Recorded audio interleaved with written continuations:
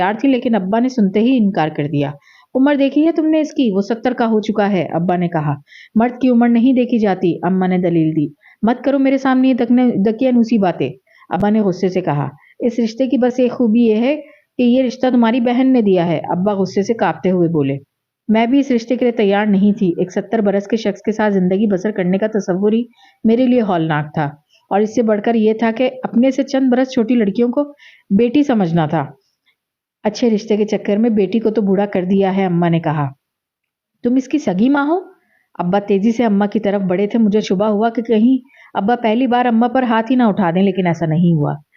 मुझे तो किसी जाविये से तुम सगी माँ नहीं दिखाई दे रही हो, अब्बा ने कहा, पर गुस्से में भरे हुए घर से बाहर चले गए। अगले रोज मैंने फिर से यूनिवर्सिटी जाना शुरू कर दिया। इम्तिहानात शुरू हो चुके थे और मैं सबसे आगे थी। एमए के बाद तुम्हारा क्या इरादा है? मेरे एक टीचर ने मुझे रिजल्ट बताते हुए सवाल किया। मैंने अपने वालिद से वादा किया है कि इसके बाद मैं लॉ करूंगी, मैंने वही कहा जो हकीकत थी। वालिद की ख्वाहिश जरूर पूरी करना, लेकिन ये शरीफ लड़कियों की पहचान होती है, उन्होंने नरम लहजे में कहा। मगर मेरा मशवरा यह है कि तुम सीएसएस कर लो, उन्होंने कहा। ये एक बिल्कुल नई चीज मेरे सामने आई थी और मैंने इस पर गौर करना शुरू कर दिया।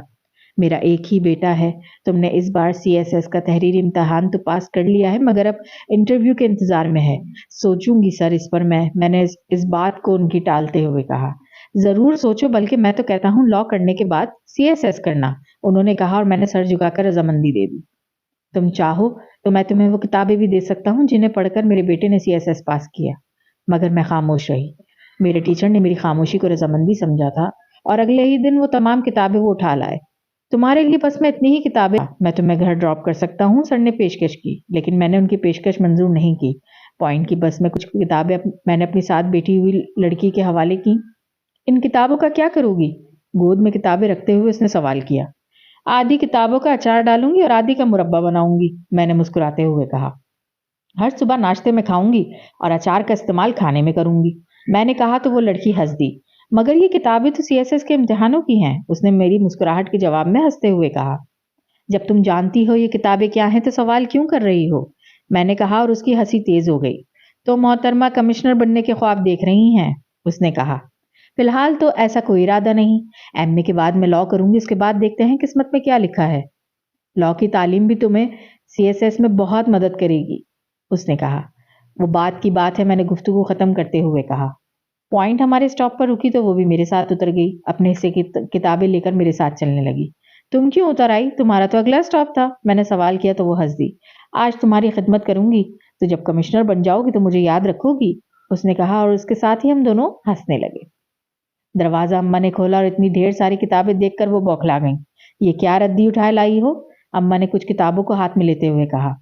खाला, आपकी बेटी कमिश्नर बनने की तैयारी कर रही है, मेरी सहेली ने कहा। इसके अब्बा कह रहे थे कि वकील बनाऊंगा। अब बेटी को ये क्या बीमारी लग गई? अम्मा की कुछ समझ में नहीं आया तो वो बोली। शाम में अब्बा आए तो अम्मा ने उन्हें किताबों का ढेर दिखाया। अब्बू ने एक दो किताबें उठाकर देखी और मुझसे कहा, ये सब क्या है?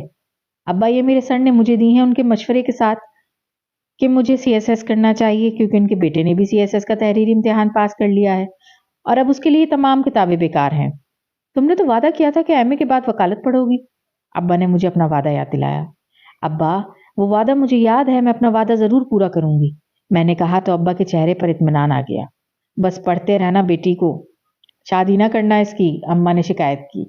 जोड़े आसमानों पर बनते हैं, उसके नसीब में कुदरत ने जो मर्द लिखा है वो खुद उसे तलाश करता हुआ आ जाएगा, अब्बा ने कहा, और हमेशा की तरह अम्मा मुंह बनाकर रह गई। एक तो तुम हर बात में किस्मत को ले आते हो, अब मैं इतना ताकतवर तो नहीं कि तकदीर के लिखे को तुम्हारी पसंद की तहरीर बना दूं, अब्बा ने कहा। रिश्ता करवाने वालों को तुम हजारों रुपए दे चुकी हो, क्या आज तक कोई ढंग का रिश्ता आया? अब्बा ने गुस्से से कहा, और उनकी बात गलत भी नहीं थी। अम्मा ने मेरी शादी करवाने के चक्कर में न जाने कितने शादी दफ्तरों के चक्कर काट लिए थे, मगर हर बार एक से बुरा एक रिश्ता भेज दिया जाता।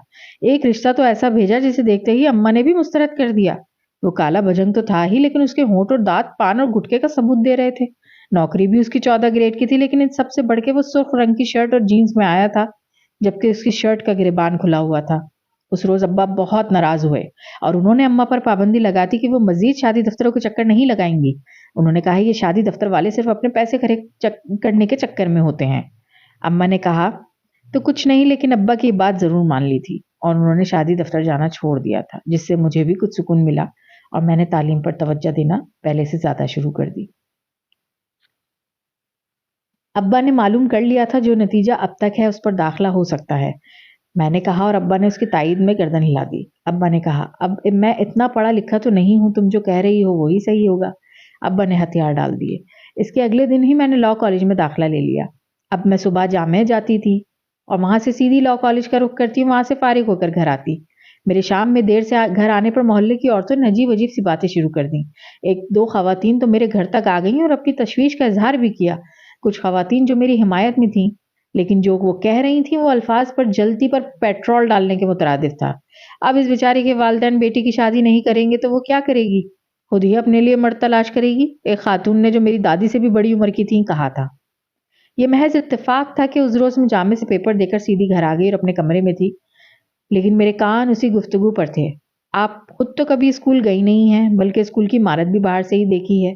مجھ سے یہ بکواس بالکل برداشت نہ ہو سکی اور میں کمرے سے سیدھی نکل کے ان خاتون کے سامنے جا کر کھڑی ہوئی جو بظاہر میری حمایت کر رہی تھیں، مگر وہ میرے کردار پر کیچڑ ہی اچھال رہی تھیں۔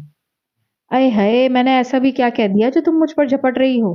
جو کچھ آپ کہہ رہی ہیں اس کا مطلب اچھی طرح جانتی ہوں اور میں بھی پوری طرح سمجھ رہی ہوں۔ میں نے بھرپور غصے سے ان کو جواب دیا۔ یہ تمہاری اماں کہہ رہی تھی تم وکیل بننے کی پڑھائی کر رہی ہو؟ بڑی می نے مردہ آواز میں کہا۔ ہم نے تو آج تک کسی عورت کو وکیل بنتے نہیں دیکھا، بڑی بی نے کہا۔ آپ نے آج تک گلی سے باہر نکل کر نہیں دیکھا ہے، آپ وکیل عورت کہاں سے دیکھیں گی؟ مجھے ان کی جہالت پر مزید غصہ آ گیا۔ کبھی گلی سے باہر نکل کر دیکھتی تو معلوم ہوتا خواتین وکیل ہی نہیں بلکہ جج بھی بن چکی ہیں۔